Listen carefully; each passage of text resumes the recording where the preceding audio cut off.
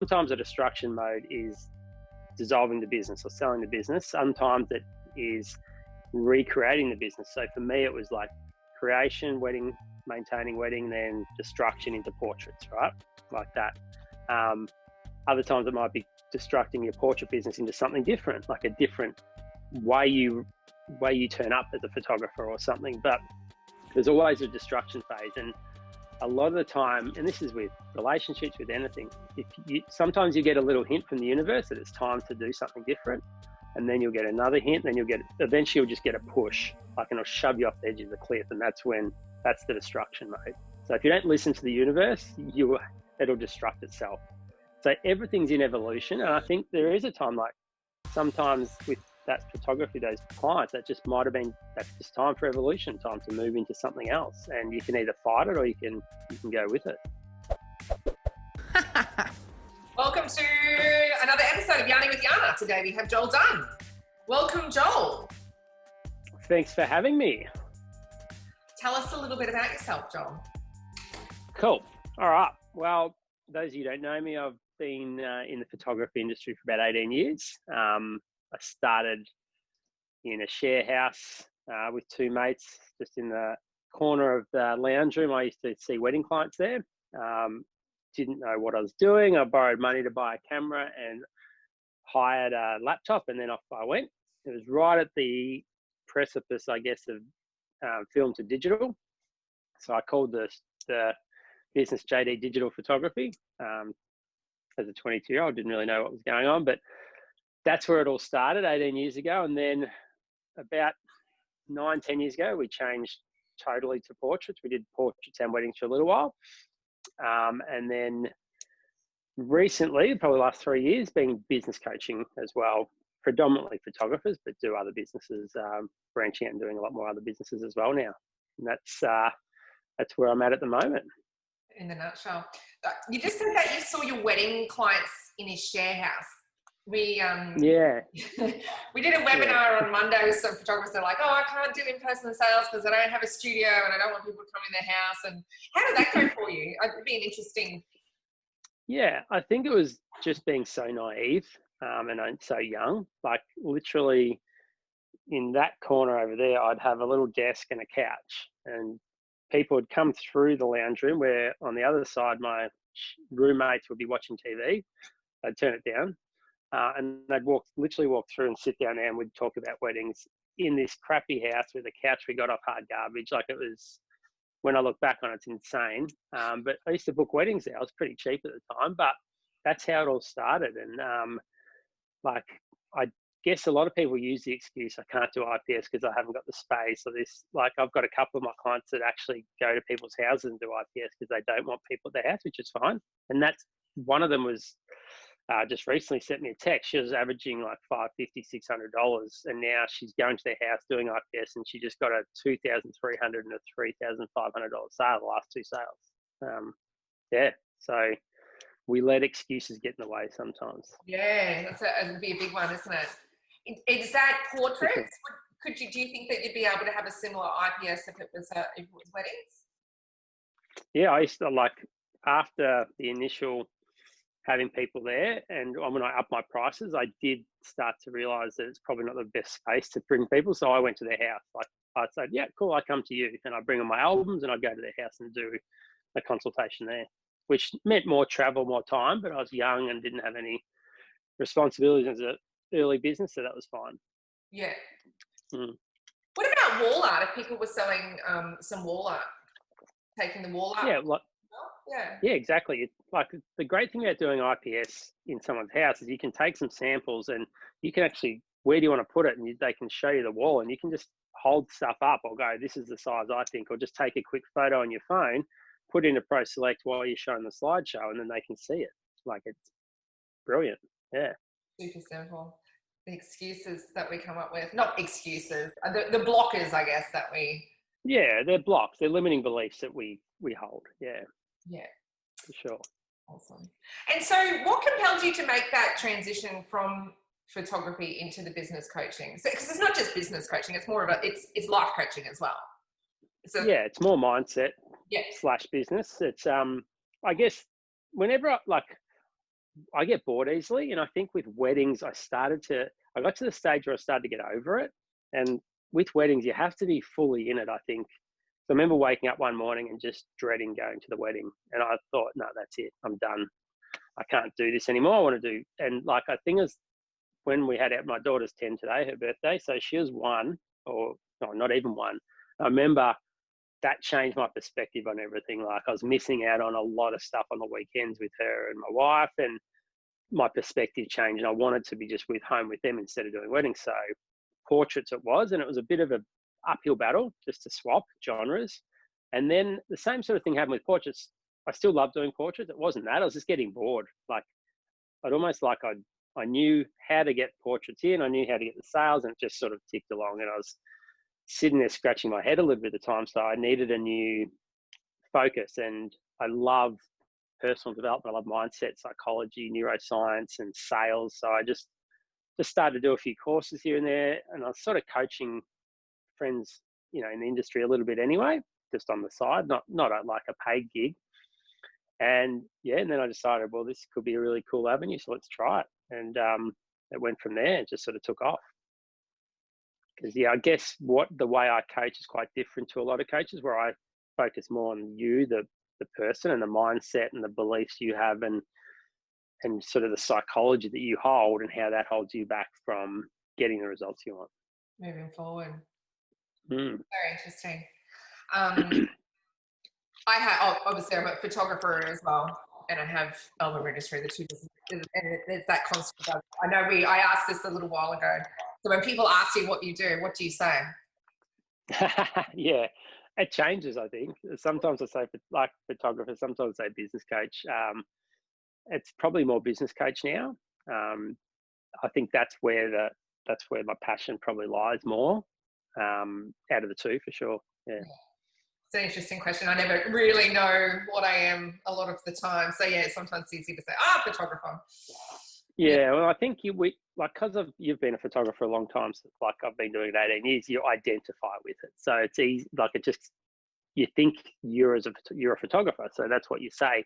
And it did take a while for me to go, actually, I do business coaching as well. Or like at the start, it's sort of the business coaching is a bit of a side thing. So I'm a photographer, but now it's sort of, growing, probably spending more time doing coaching than I am the photography business. So I think that's the transition where I say I'm a business coach more. Yeah. From a psychology perspective, how important is identity and identifying with what it is and who you are and what you do? Very interesting question. I think like a lot of us really identify with what we do, like what job we are, do. Might be a mum, might be a photographer, might be a business analyst, or whatever you do. There's such a strong attachment to it. And I've noticed that with myself recently, like when the COVID hit and we obviously shut the photography studio, I didn't realize how much I'd attached my identity to being a photographer and having that business and turning up there every day. And it sort of threw me a bit for a few weeks, for sure, because that's who I've been for 18 years. But at the end of the day, you're not what you do, but we identify with it so strongly. It's really interesting. Is it a security thing to identifying with something? Is it? Yeah. 100%. Like there's I don't know where I read this, but there's a thing in Japan where when you get a job as a businessman, generally you have that job till you retire, like the same role or same job, right? And the suicide rate with older males in Japan is like sky high, because people are so identified with their role, these guys, and the culture and everything, is when they retire, they just go into a massive depression because their whole identity is gone for them. That's how they see it. And the suicide rate's huge. And I think, and there's a lot of talk about mental health with COVID and stuff, because people are losing their identity, like losing their jobs or not being able to open their studios or hotels or whatever it might be. And it's a big issue for sure. Huge. I remember battling with this myself and making that transition to Well, not even a transition, losing some repeat clients, and I'm like, well, you know, is this the transition? Is this the natural flow of going from one thing to another, and kind of letting go of that was it very much felt like a grieving process. Yeah, and you definitely, when you said letting go, I think that's a really, like sometimes I think, and I get quite spiritual with my coaching as well. I'm like a lot of spiritual teachings in there, but in Vedic wisdom, which is my meditation technique, is the creation, maintenance, destruction, like the constant figure eight loop. So there's always something in creation. Anything in your life, a relating experience, like a business, is in creation mode, maintenance mode, then there's a destruction mode. And everything has it. So sometimes a destruction mode is dissolving the business or selling the business. Sometimes it is recreating the business. So for me, it was like creation, wedding, maintaining wedding, then destruction into portraits, right? Like that. Other times it might be destructing your portrait business into something different, like a different way you turn up as a photographer or something. But there's always a destruction phase. And a lot of the time, and this is with relationships, with anything, sometimes you get a little hint from the universe that it's time to do something different, and then you'll get another hint, then eventually you'll just get a push, like, and it'll shove you off the edge of the cliff, and that's the destruction mode. So if you don't listen to the universe, it'll destruct itself. So everything's in evolution, and I think there is a time, like sometimes with that photography, those clients, that just might have been, that's just time for evolution, time to move into something else, and you can either fight it or you can go with it. When you're sitting down there in that distraction time, I think sometimes you're like, no, something better is going to come, but dealing with those feelings when you're down there, what sort of strategies would you have? Even if it was just holding on until the restrictions ease so you can start shooting again. What strategies do you have for when you're down there? Yeah, I think it's a really interesting one. It's a hard one too, because when you're in that phase, and I've been there plenty of times in different stages of my career, and even in COVID, I hit down there for a bit because, you know, there's no certainty. There's a lot of fear, like what's going to happen, what's this?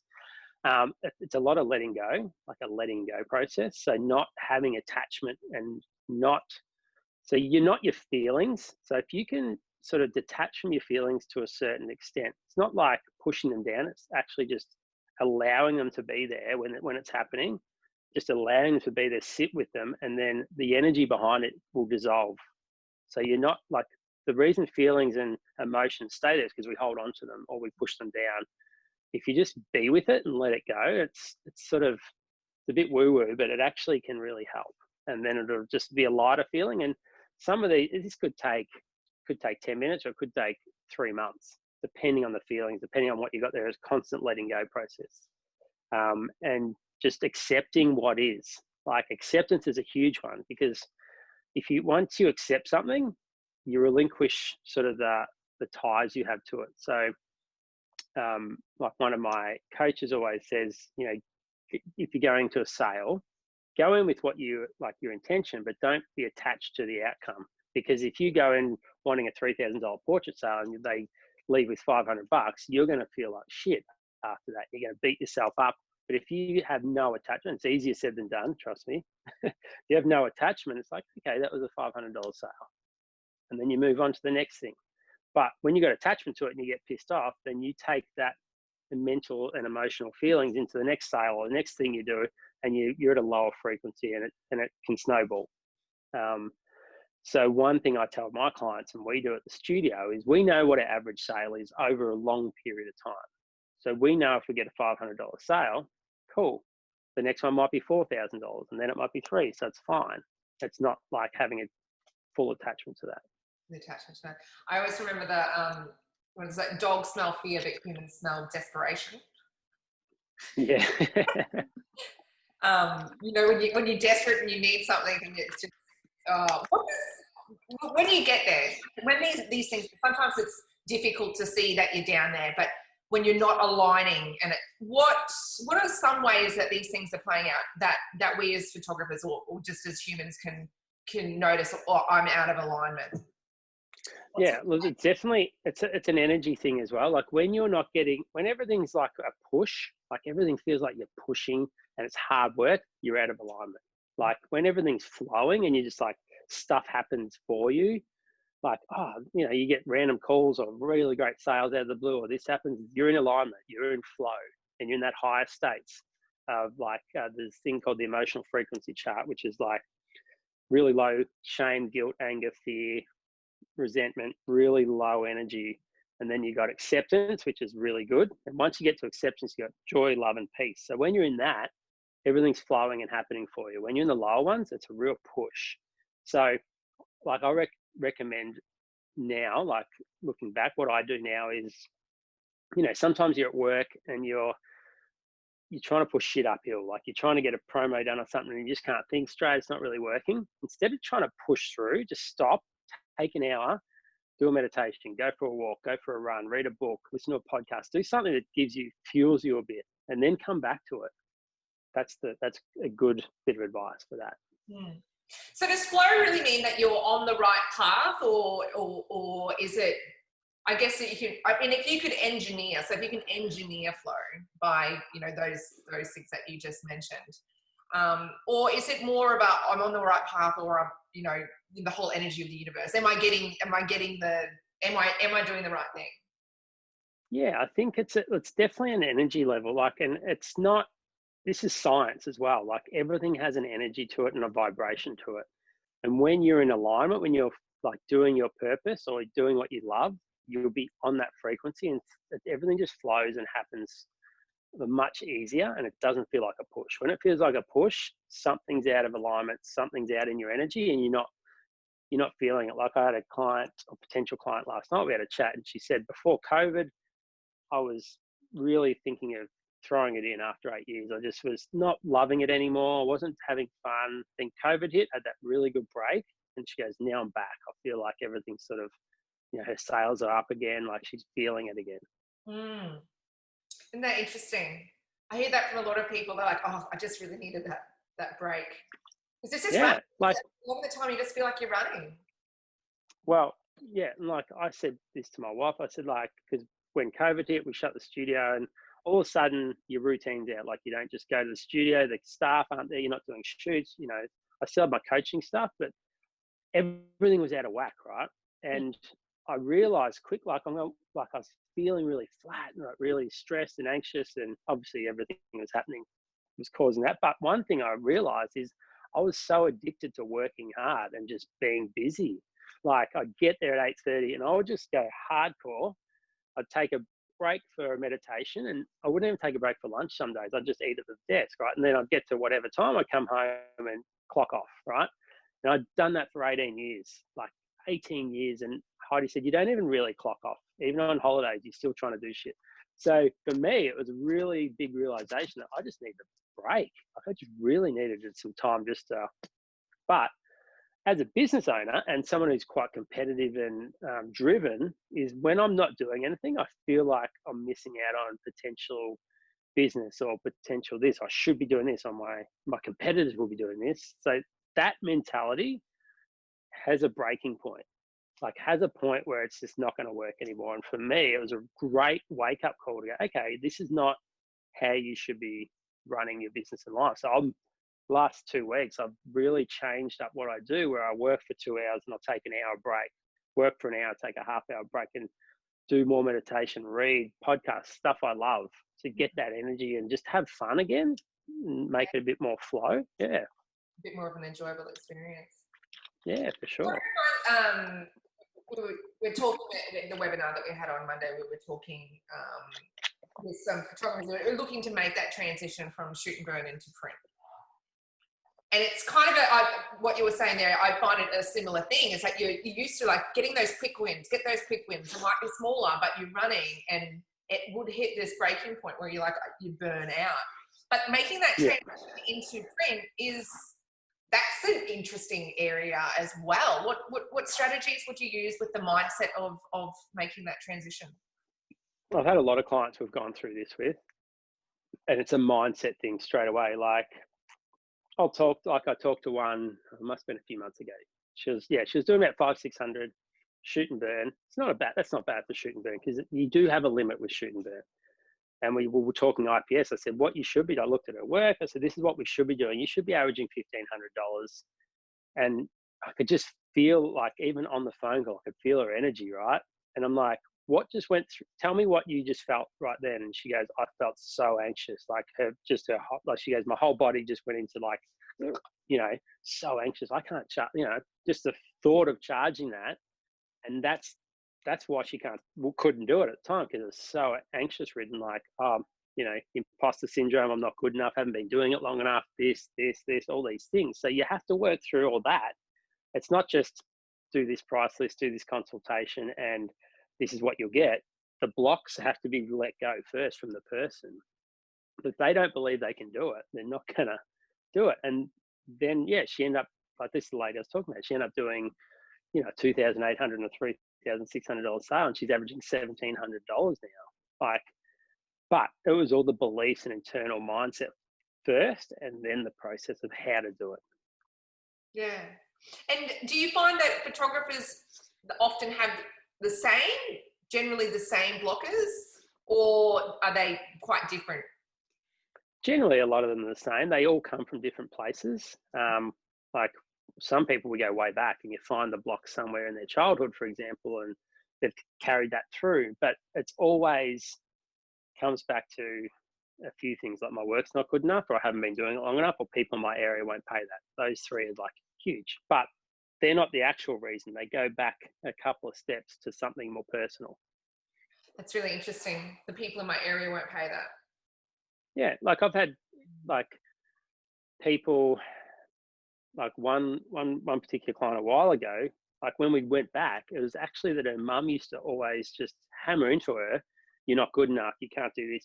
That was her message from her mum, right? And that's carried through till 40 years old or whatever, right? Yeah. And she didn't even realize, but when I can unpack that and go, well, this is where it's come from, she's like, holy shit. That is exactly like, and she, you don't realize these little things, but then you can release them once you find them out. Yeah, that's fascinating.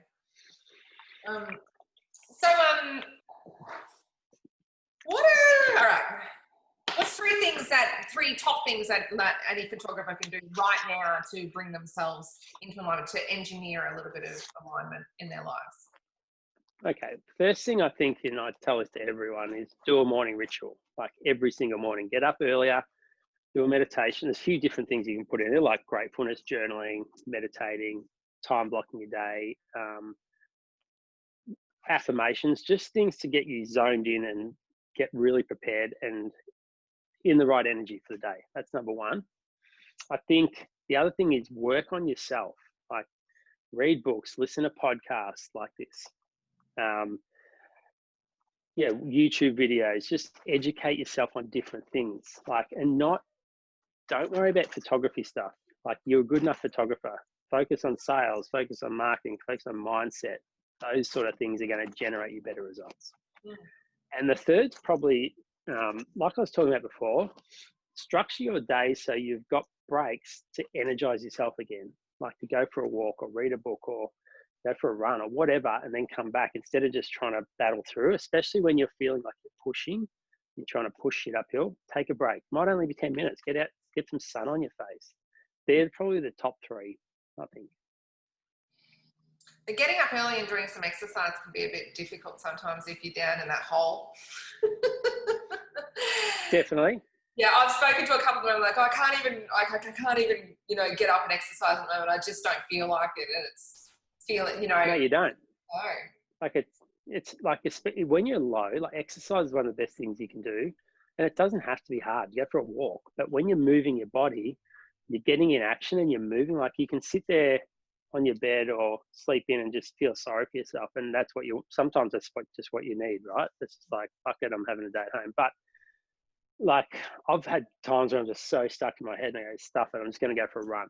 And you feel so much better. Like it just gets shit out, gets a bit of energy out. And okay, now I can move from this space. Yeah. And getting up early is not easy. I hate getting up. Like I get up at 6. Because our kids get up at 7 and I take an hour to do mine. So I need to get up at 6. And every day the alarm clock goes off and I'm like, ugh, not again. But I know how important it is. I do it. Like if you can get something hard done in the morning, then the rest of the day was easy.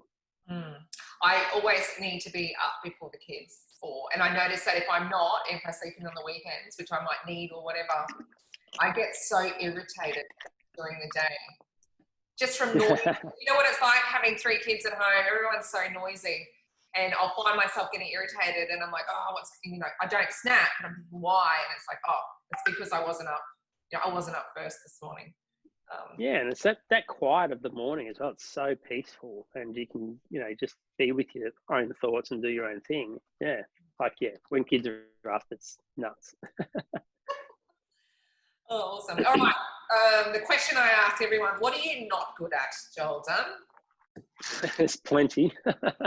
I think the one thing I'm not good at that I really would love to be good at is drawing and painting and being artistic. So that's why I did photography, because I love being arty, but I was just shit at it. I can't draw, can't paint. My degree at uni is a fine arts degree, but I majored in photography. But I had to do life drawing, had to do all these things, and that's so bad.